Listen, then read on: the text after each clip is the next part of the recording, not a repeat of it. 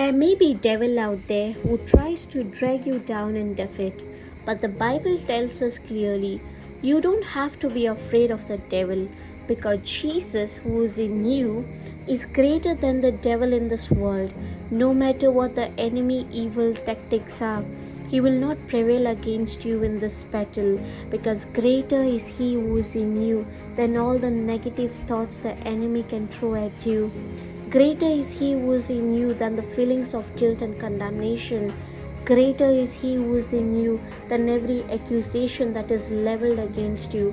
So stand strong on this declaration.